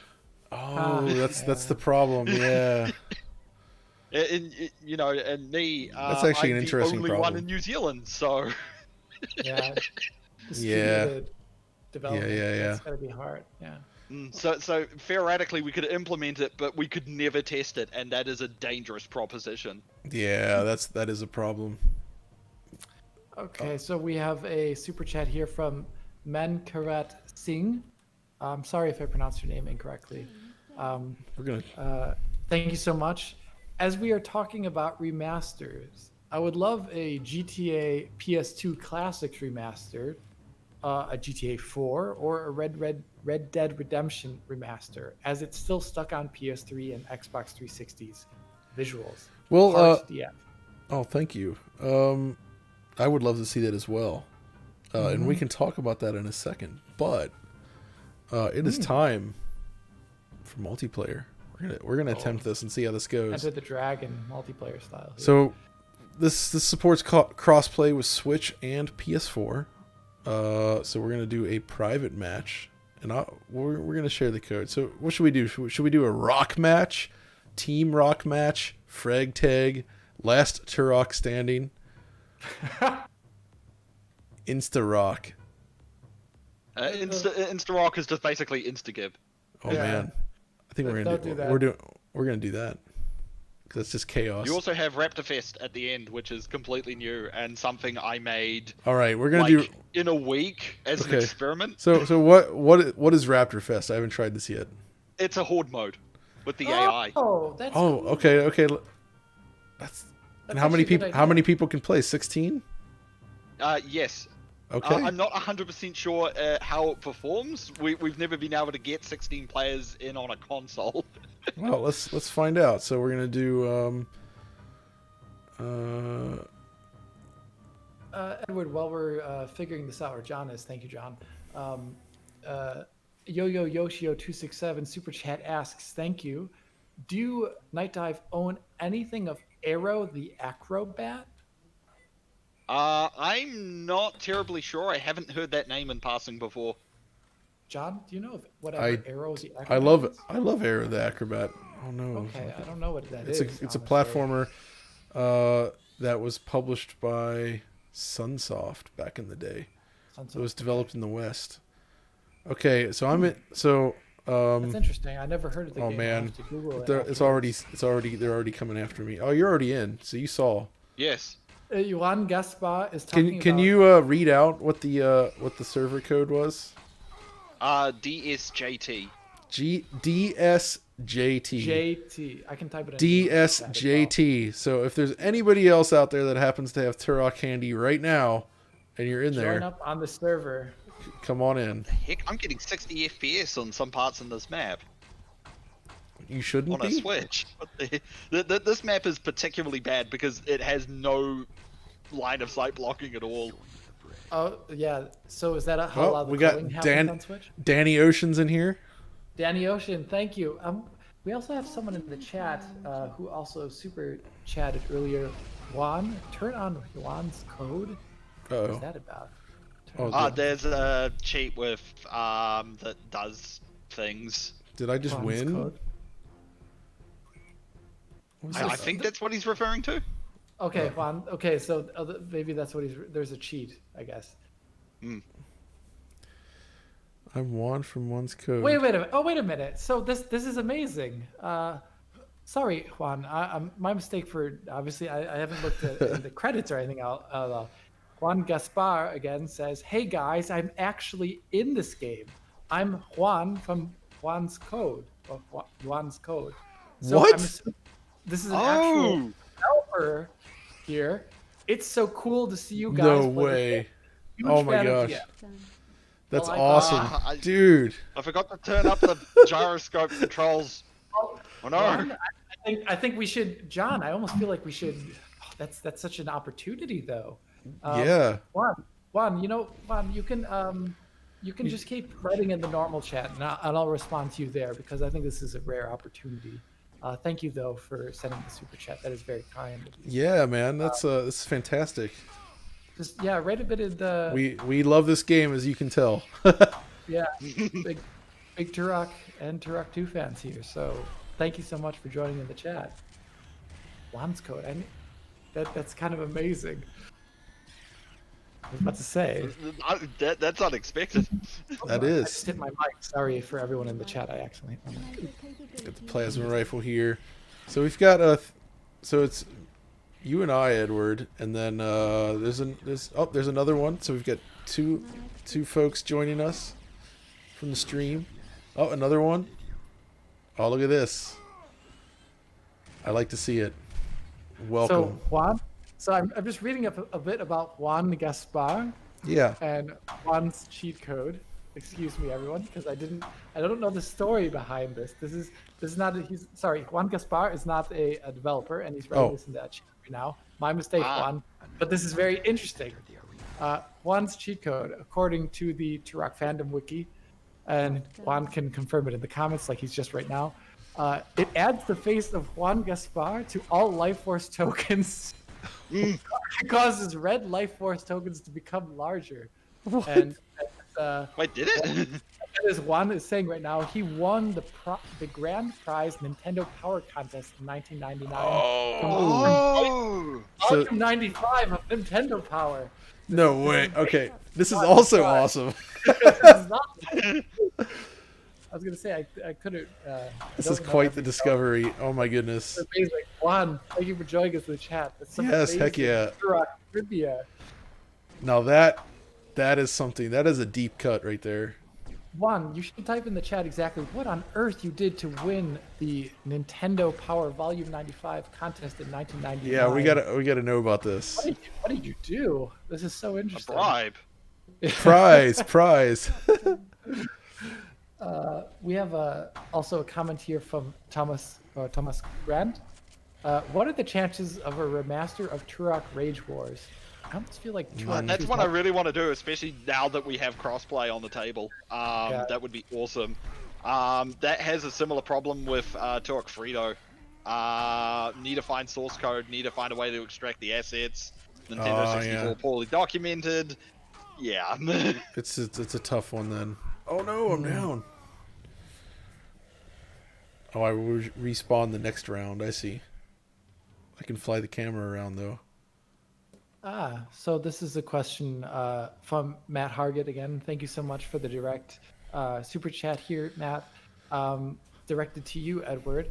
If you could use the new ray traced acceleration in next gen consoles for these remasters, how would you use it for graphics or audio or VR versions? Like, essentially, if you were to use ray tracing in some aspect for Turok, how would you want to use it? I think audio would actually be audio is definitely something I want to do. Having ray traced audio with reflecting around the environment and stuff like that. Mm-hmm. Doing it for visuals is a bit of a mixed bag because you really need to update all the textures as well because you need all sorts of pixel mapping and stuff like that for how all the ray tracing affects the environment. Yeah. That's Right. true, because otherwise it's just like a static mirror bounce, or you have to have some sort of material deciding the way the ray is direction. That's very true. I actually think audio is really a really cool idea for something like Turok or any of these kind of remastered games from this era, because they were already trying to emulate reverbs and all these other things.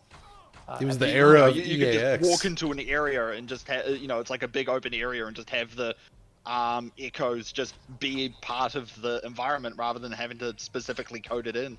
Yeah, that would be so cool. So I don't know if you've noticed this, but there are gyro controls in this game. Mm-hmm. That's right. Do you not normally play with gyro? I don't. Oh, okay, that's that. Maybe that's probably obviously a implementation thing. Like I know a lot of people love gyro in their games, but for me, I never really got into it. Except for on a portable, when in portable mode, yes, then it's kind of fun. because I'm using that right now on the Switch. But when you're like holding a controller, there's a weird disconnect there for me. Yeah. So we have another question here. By the way, thank you again, Matt, for that. That's actually a pretty insightful question. Yeah. Another question here from Yoshio267 again. New Shadow Man game with Tim Haywood composing? Question mark. That would be interesting. I mean, I would like to see that. Oh, you know, that's the thing. From all these types of remasters, I mean, actual remakes, but actually getting that done, that's a lot of work. And obviously, you know, right now I know Night Dive has the System Shock remake being worked on. That is being. That's already a huge amount. That stretches us thin a little bit, and that's a game that we've started, I don't know, 500 years ago? I know. It's looking great. I mean, from what I've played too, it's awesome. Oh, yeah. But I'm excited for that. But it's tough. So, man, I do think the next one should be a Turok, though, like a new Turok in the style of Turok 1. Or a new Strife. Strife I like, but I don't know, that's a weird one. The thing about Strife that always gets me, and I love Strife, but man, does the music suck. The soundtrack it's is not bad, but it is quite out of place. Yeah, you're right. It's not like badly made or anything. It doesn't feel right for that game. I'm loving all the people joining up here, by the way, and playing. 7 players left, so there's a good amount of people in here. That's really cool. Thank you for joining, everyone. Yeah, this is cool, man. 2, 4, 6, 8, Oh, 11. So I'm reading just some of the normal comments here because there's a very interesting one from Abdullah Naimi, if I said that correctly. I hope so. If not, sorry. There's a YouTube video of a guy who got a bunch of SGI workstations. I heard about that. I haven't watched it yet. And found Turok's source code and assets on them. And one of the original programmers actually responded in the comments as well. That is very interesting, and I will have to look that up. Yeah, I would love to. For the hint. And also, yeah, thank you for Juan for telling the story here. That is very interesting as well, too. Extremely. That is literally just... he filled out a survey on the back of the magazine, and they picked out his form of, you know, probably many people sending in survey forms from the back of a magazine. And he was flown out to Austin, Texas in the United States with his father, and he got to meet the guys at Iguana Entertainment. Now that's a story, man. I love that. That's fantastic. Yeah. Matt was commenting that there would still need to be, Matt Hargett was commenting that there would still need to be material properties, probably, at least for sound, because there would be differences. Oh, yeah. Yeah. Between, But that's a little bit easier to do, given the fact that it doesn't affect the visuals at all. Yeah. Exactly. Because obviously you don't want to like walk into every room and everything sounds like metallic reverb. Yeah, exactly. That's true. Or maybe you do. I don't know. Yeah, maybe you hit that EAX button in your game. I know. Creative Labs, circa 1999. Everything is metal. I don't know. That's I something... still find it funny that the only reason why Doom 3 has EAX at all is because of that whole creative sound licensing thing. With the Carmax Reverse, yeah. Carmax Reverse, yeah, that's crazy. I still, Yeah. I don't know. It's always interesting to see how like even the source ports can't put that out. You know, like they always have to re-add it in after the fact. I always find it that this is such a weird history. Gosh, when you died, your gun is huge. The floating gun. That's amazing. So actually, we were talking about guns earlier. Get on my favorite frag level boys. Reedy? I don't know the name of any of Turok II's multiplayer levels. Oh, he's in there. John Rittmer. I should remember them, but I just can't at the moment because I woke up at 5 a.m. Whoops. Yeah, well, sorry. Yeah, Reedy is the name of the level. I don't know about it. No, it's somebody in the game. Oh, is it? Oh, okay.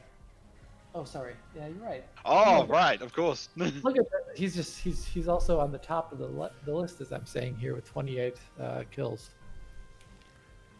Map PC City 4.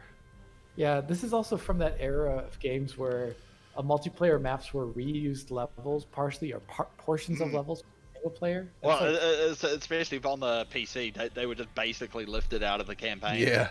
While Is the it? Nintendo 64 had these weird box-like things. oh gosh, they're not in the release, are they? Or They are in this, yes. okay. Yeah, I both just- maps. Because of the we had problems porting the multiplayer maps. Something about how our source code, the source code that we had, produced all sorts of weird anomalies in how regions worked. So we went through and just basically took everything and figured out, what still worked and what we could fix. Hmm. So there's a bit of a grab bag between the both There we versions. go. Look at those particle effects; they're huge.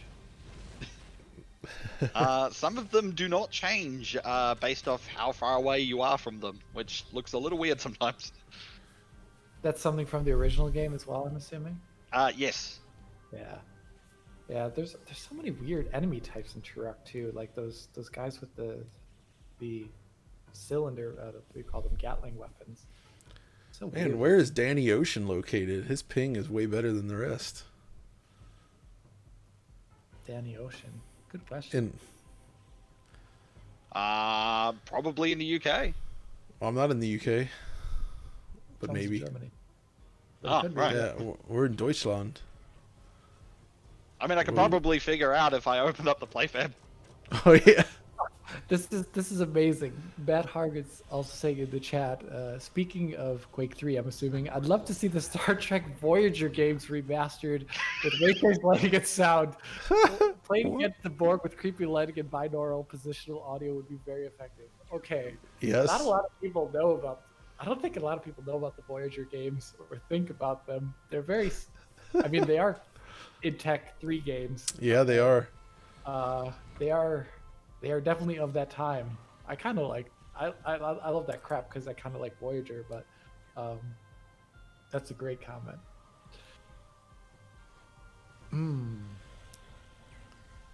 Oh man. What do you think of Lucius DXL's Force engine? Recreation of the Oh, the one he never finished. yeah successor to Dark XL, but I know there's Right. It was Dark XL that wasn't finished here. Dark XL is not finished and is a little weird, but I know Lucius DXL's currently doesn't have like sound, and I think there's like maybe I forget. There's a couple other things that are not currently implemented, but the levels are loading right now. I know that's true. cool. What do you think about it? I think it's a great idea. I would love to play that game in like a modern form factor that doesn't require DOSBox or an old Oh, dude, PC. do you see their Night Dive chimed in to say we came close to doing the Star Trek Voyager games? Oh, Whoa. did we? So I did not know that. it almost happened. Well, That could have I been mean- interesting. Makes mean, sense though, given the what they're based on and the period and everything. yeah, that's great. What about? All right, who here has played Klingon Honor Guard? I have. I have a copy of that. I don't own a copy of it, but it's I the- played it. To say a copy. It shipped right around the time of Unreal 1, and it's also Unreal Engine based. It's a very interesting game, though. I wonder what the distribution of PlayStation users is with Switch users, because I've just noticed that except for Danny Ocean and you, everyone here is on the Switch. Real. Nighttime games are on Switch. Yeah. Well, I mean, you can tell actually from the leaderboard. Oh yeah, I see it. I see it. It has a little. Because, It shows a little Yeah. PlayStation icon. I see it. That's and interesting. on my end, I see all of their avatar icons. Oh my god, lag. What? That was weird. That was leggy. So, I mean, this is. I actually don't know the setup. Is it all peer-to-peer hosting for the multiplayer? It's kind of peer-to-peer. It's routed through Azure Cloud. Ah, that Uh, thing. Okay. Okay. So is it? so There's no advantage then. There's no host advantage. there is a host advantage. Okay. Like I said, it's kind of, well, I mean, it's a listen server. Whoever creates the game is the host. So I'm an But all the LPB data then. is routed Great. through Azure. That's Okay. cool. I was 'cause, like, This is an N64 map, isn't it? Yes. The size It and looks- texture quality. It's it has more similarities to like literally a Doom level than it has to most other. this level is a little rough with in the horde mode because it's this is actually a really cool mode though, I have to say. I did not realize this was in here. Cutting up I dudes. it didn't exist on launch. I just made it on a whim because I was curious and was like, you know what, this works well enough, and just threw it in. Well, good job. Good decisions there. Oh man, I gotta get out of there. It's kind of like modding with all the cheats on. Firestorm cannon. Oh man.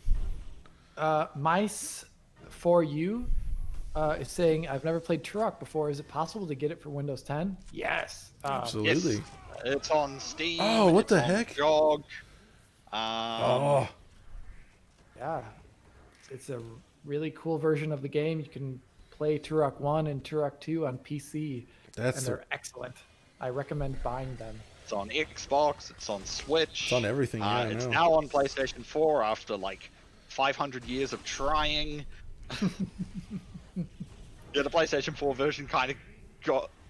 It was a little slow on that one, but you know, we had limited resources, so it was always a case of, you know, which platform do we do next? And it was gonna be the PlayStation 4, and then the Nintendo Switch came out and became massively hot. It was like, Yeah. yeah, we had to do a Switch version first. That makes sense, Understandable. though. Understandable.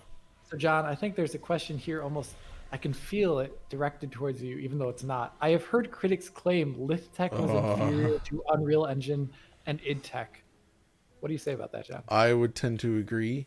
And now here's the thing: I haven't actually, unlike Quake and Unreal, I've never used any like Lithtech tools. I haven't looked that deeply into the engine, so I don't know what it's technically capable of. But in terms of the user-facing experience, the games that ran on the early Lithtech, especially, they typically ran worse. They looked worse. There was a lot of just weird issues with them. They felt flimsy in a weird way. You know what I mean? Where it's like the impact of the weapons and everything just kind of. It's hard to know though, like whether were these limitations a fault of the engine or was it a fault of the way the game was developed. That's what's not clear to me on that. But there's a certain even the cheapest Quake engine games still have a certain feeling to them that's solid as a result of the technology, and Lithtech never really had that. And again, performance, man, it's bad. Shogo and Blood 2, you try to play it on the same PC of that era, and they just run terribly comparatively. Now, and I still think No One Lives Forever 1 also did not run great at launch for what it looked like, but I still love the game. So it's like Lithtech is one of those things where it's like I like those games despite the technology. That's very interesting. Yeah, I'd agree with you there, John. There was another comment I wanted to hear too. Yeah, someone's saying that some characters are Joshua and some are Tall Set, which is very cool, obviously. Oh yeah. There's also, what's the code to get in? I typed it earlier in the chat. I can't remember off the top of my head. Hold on. Server settings. It's DSJT. DSJT. So if you want to join DSJT, it's easy to figure out codes because they contain only consonants and no numbers. excellent. Yeah, that's good. DSG3. So yeah, come on in, guys. And that was code that took me a day to write. All right. Mag 60. Man.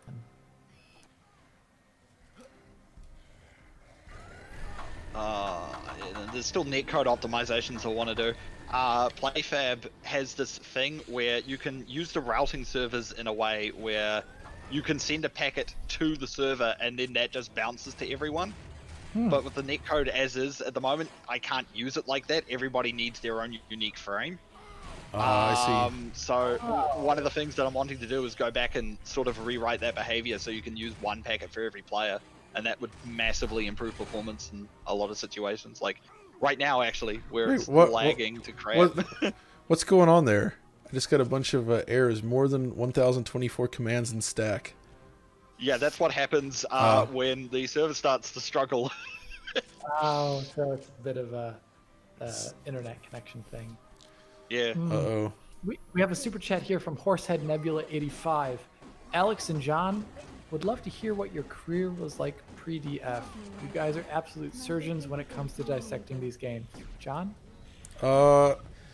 So after university, I pretty much went to work at a couple different automotive companies, working in the IT department. So I did a lot of, I think I talked about this before, but I did a lot of things related to that. You know, everything you could imagine, from server management. I did a lot of programming stuff, some database management. I worked on some mainframes a little bit, like the IBM AS400, which is certainly a thing. Stuff like that, and you know that took me around. I got a chance to live up in Detroit, obviously Cincinnati, which is where I was from. I lived in Tokyo for a bit, and that was all thanks to that work, basically. And then I got into DF just because we moved to Europe, because my wife wanted to come back, because she is from France. And I quit my job there and just applied, basically. And it was really that simple. So, yeah, it's a fun thing. And DF is really different now than it was when I joined. Oh man, I'm getting destroyed here. Yeah, I mean, you used to do like performance videos with no commentary. Yeah, Yeah. exactly. And going back and watching those is weird. Like your Halo Master Chief Collection one. Yeah, exactly. It's just data instead of like, and you know there's room for that, but that's not what I want to make. Yeah. It's not rewarding. enjoyable. I would say I probably wouldn't want to do that either. It would be maybe easier for us. It would be a lot easier because we produce that data anyway, and if you Yeah. just present the data. But oh, there we go. But you know, oh man, everybody got kicked off, I guess, when the server blipped. Yeah. For me, in comparison to Scott, I have less of a career pre-DF because I studied a little bit later. I was doing a master's degree in political science that's right. here in Berlin, which is very different. And I finished that off. Was applying for jobs essentially here in Berlin or Berlin area, you know, like NGOs and well, actually, only like one or two NGOs, but mainly looking to get into academia. And then I kind of decided I didn't want to do that because I wasn't having any success, and you know, money's tight because you're just living here by yourself and you don't have a job. It's not a very good thing. I worked a whole bunch of odds and ends jobs, like restaurants, a lot of translation work, and a lot of. I also worked in a ice cream parlor. which was Oh also yeah, pretty that's good. right. And then I had a steady translation job, and then John got in contact with me because we knew each other over forums and the internet and talking, and we'd already met up once before here in Berlin. In Berlin, yeah, that was fun. And then he told me about a position opening at DF to cover PC stuff, and he thought I would be good for it.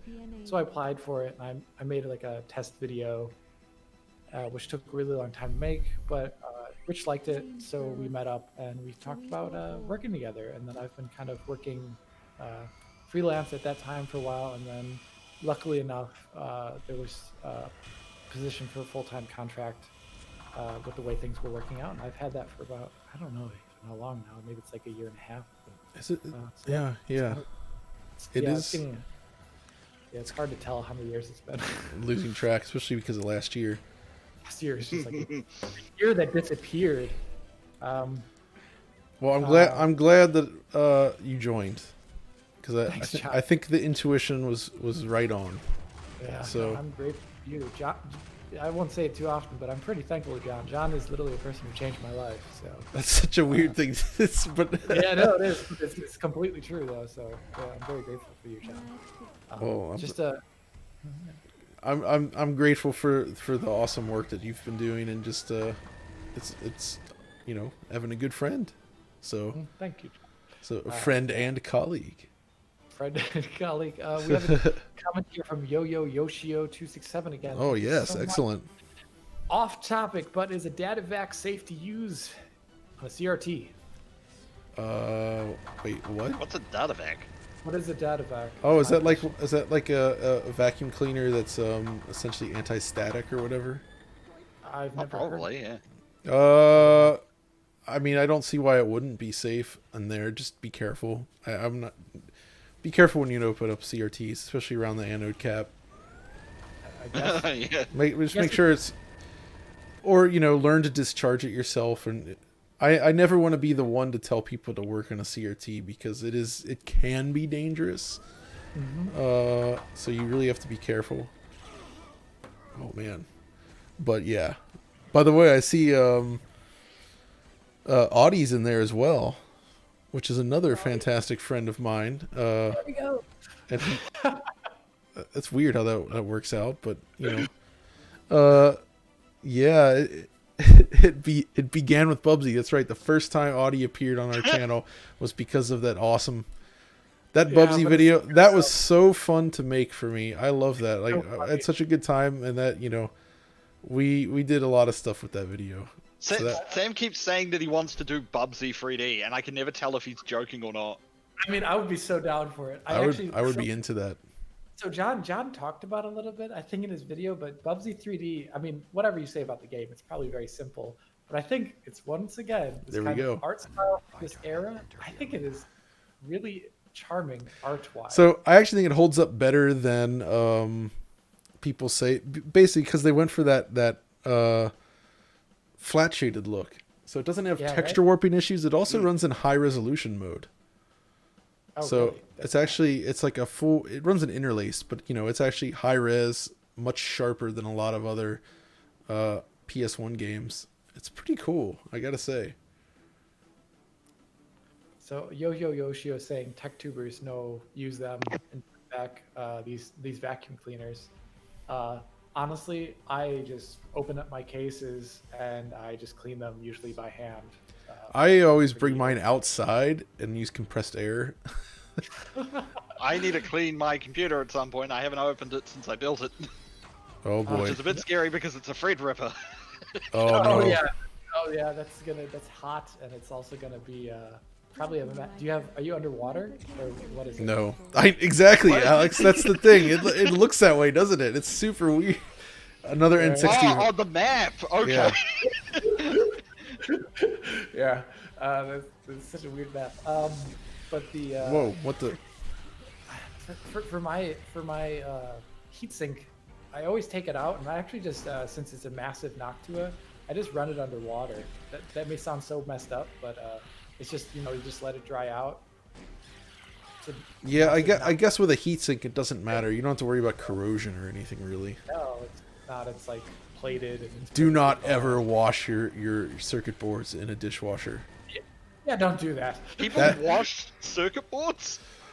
There are some people that have shown this being done before, and it's a.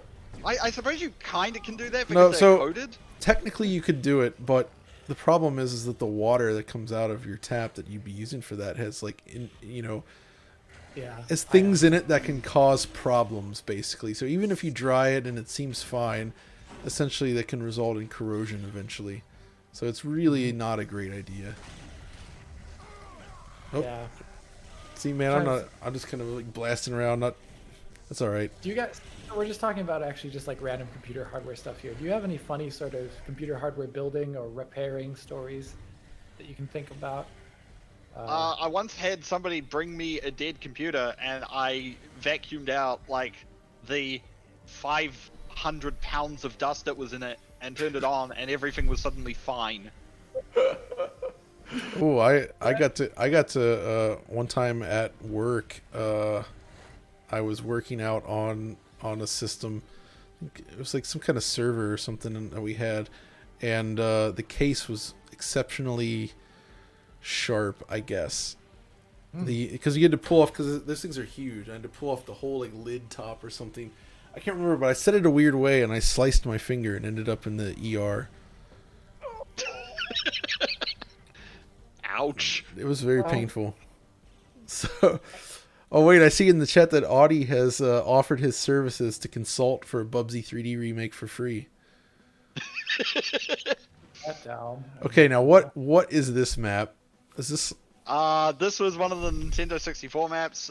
We applied this weird texture to it. I don't know why we picked this one. Because the thing about the Nintendo 64 maps is that you could change the textures on them. Like it was a user option. Oh yeah. And that didn't work properly when we were mixing the maps between PC and N64. So we just picked random ones from the list. I don't know why we picked this one. So hideous. That's pretty I funny. forget. It's really ugly, but also hilarious. Also, just like underwater sections. Yeah, there's just like underwater. Oh yeah, that's why we picked this one, because the level was already so abstract. Yeah, it's got these like floating underwater sections. That's incredible. Oh my gosh. These tight maps are really hard in this mode to survive. I'm assuming the enemies can't go underwater. They don't have any of that kind of pathing. They can. Oh wow. Some of them even have swimming animations. Yep, like right there. I just saw it. Look at that. Yeah, well, okay, he's hopping around. Yeah. This is kind of awesome. What the heck? Kind of What's he? love this. I can barely hit him. He's just, oh, there he goes. He's going up. Oh, horde modes. Oh, the torpedo launcher.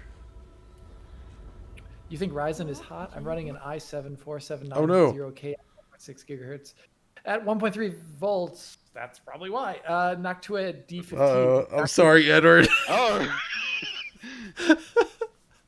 It's not the first time I've had a crash on stream, so it happens. No. I mean, it's more stable than it used to be. Oh my goodness. But that almost feels like an appropriate Place to stop. place Yeah. to stop because Yeah, it's getting late here. It's yeah. I think that makes sense. Yeah. What, late? It's only 8 a.m.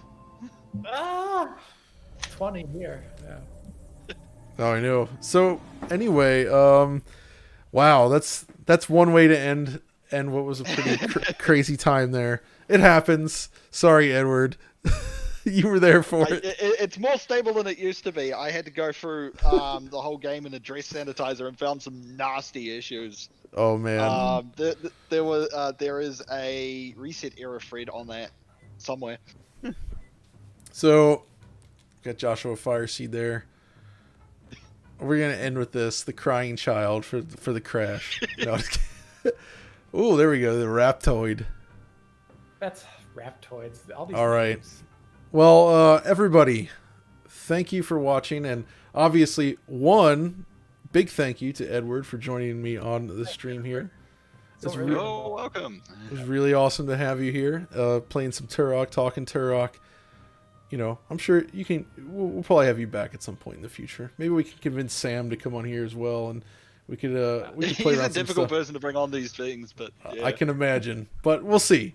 But and then of course also Alex, thanks for staying up. Well, it's not late, but you know it's Friday evening, so we're just playing. But it's for Turok, right? It's I Turok. do like Turok, but yeah. And thank you to all of the people that super chatted with us. Everybody there in the chat hanging out. We really appreciate it. And this is a lot of fun. So I love doing these streams. We're gonna be doing more. We'll probably have another one hopefully next week. I think Alex is also going to try his hand at one. And we have some ideas for stuff like if Alex and I can figure it out, we'd like to network our Windows 98 PCs together. That's the big one. Figure out what works there. That's a We're little hard. gonna try. I know how to do that, but it's very complicated. Yes, exactly. So I've literally got a router that will do the job. oh Amazing. well Yeah, we're there's a thing called microtik routers, and you have this weird technology called Ethernet over IP, which sounds contradictory, but it basically creates a direct virtual connection between the two. oh man, this is That's gonna get crazy. And also Because, the yeah, like, wind outside. Good lord, what's going on out Yeah. here? No, that's interesting that you're saying that. Edward. I'm gonna remember that because kind of like all these old games, like with like listen servers. Not all of them have them. Like there's like, it's got to be weird. We're gonna have to figure it out. Anyway, we'll figure that out on our own time. Thanks again, everybody, for joining us.